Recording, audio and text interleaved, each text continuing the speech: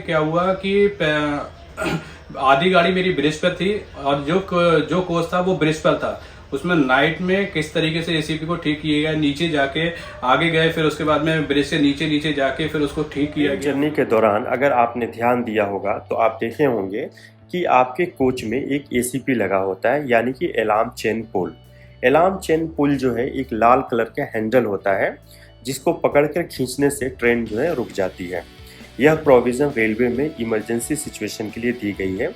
Emergency situation मतलब कि एक ऐसा सिचुएशन जिसमें ट्रेन को रोके जाना अति आवश्यक है, लेकिन कुछ लोग इसका गलत इस्तेमाल करते हैं, जो कि अपने घर के सामने ट्रेन से उतरने के लिए एसीपी कर देते हैं, या किसी ब्रिज पे किसी जंगल में एसीपी कर देते हैं, या अगर उनका कोई दोस्त छूट रहा है तो उसके लिए एसीपी कर देते हैं, या और भी बहुत तरह का रीज़न होता है जिसके लिए एसीपी कर देते हैं। तो आप पे जो है सेक्शन 141 जो रेलवे एक्ट है उसके अनुसार आप पे जो है दंडात्मक कार्रवाई भी की जाती है।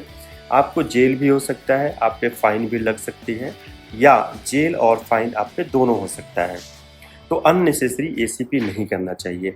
आगे की वीडियो में एसीपी से संबंधित तमाम सारी जानकारी हम लोग हासिल करने वाले हैं, और हम लोग ये जानने का प्रयास करते हैं कि एक ट्रेन मैनेजर के पर्सपेक्टिव से और रेलवे को कितना नुकसान होता है अगर एक अननेसेसरी एसीपी होता है। तो एसीपी होता क्या है?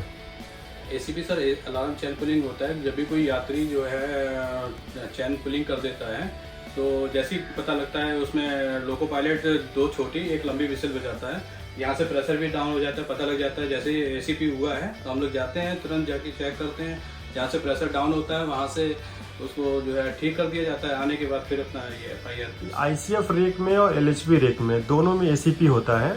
किसमें ज़्यादा डिफ़िकल्ट होता है डिटेक्ट करना, और डिटेक्ट करने का मेथड क्या होता है? तो सबसे ज़्यादा डिफिकल्टी होती है आईसीएफ कोच में।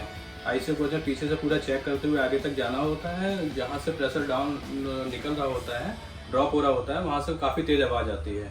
LHB कोच में रेड सिग्नल हो जाता है सर। कहाँ रेड सिग्नल शो करता है? कोच जिस कोच से भी एसीपी हुआ होता है उसको उस पर रेड सिग्नल शो करता है साइड में पे। और आईसीएफ रेक में आप जो है एक एक कोच को देखते हुए जाते हो, आगे तक चेक करते हुए जाते हैं, जहाँ से भी एसीपी होता है फिर वहाँ से उसको ठीक किया जाता है। और जिस कोच में भी एसीपी हुआ है वहाँ से तेज जो है आवाज सुनाई देती है एयर का। फिर क्या करते हो सर? नीचे से उसका एसीपी सही करना होता है, फिर अंदर जाकर काफी डिफिकल्ट होता है अंदर जाकर जो है उसको ये करना।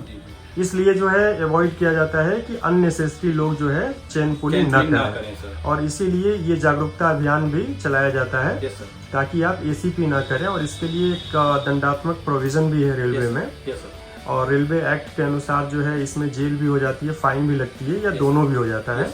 इसलिए एसीपी लोगों को नहीं करना चाहिए अगर बहुत जरूरी नहीं है तो। अगर किसी ने एसीपी कर दिया फिर उसके बाद की जो कागजी कार्रवाई है वो क्या है, उसके बारे में बताओ आप। अगर एसीपी का पता लग जाता है सर जिसने व्यक्ति ने करी है, तो उस व्यक्ति को डिटेक्ट करके आरपीएफ के हवाले कर दिया जाता है। आने के बाद में अगर आरपीएफ स्क्वाड चल रहा है तो आरपीएफ के हवाले कर देंगे, फिर आके हम लोग अपना पेपर तैयार करते हैं। पेपर में बिटवीन सेक्शन क्या क्या रहता है आप दिखा सकते हो कौन सा आपके पास जो FIR कॉपी होती है वो कैसा होता है? ये सर इस तरीके से रहता है। आप ऐसे करके दिखा दो सामने करके। गाड़ी संख्या रहता है, घटना की तिथि, गाड़ी विलंबन की अवधि, घटना का प्रकार। विटनेस अगर होता है तो विटनेस भी उसका लिया जाता है, अपराधी का जिसका नाम रहता है वो सारा कुछ मेंशन करना होता है, टिकट संख्या वगैरह सारी चीजें रहती हैं। पैसेंजर सर अपने सहूलियत के हिसाब से तो कर देते हैं, लेकिन कभी रनिंग में बहुत दिक्कत आती है।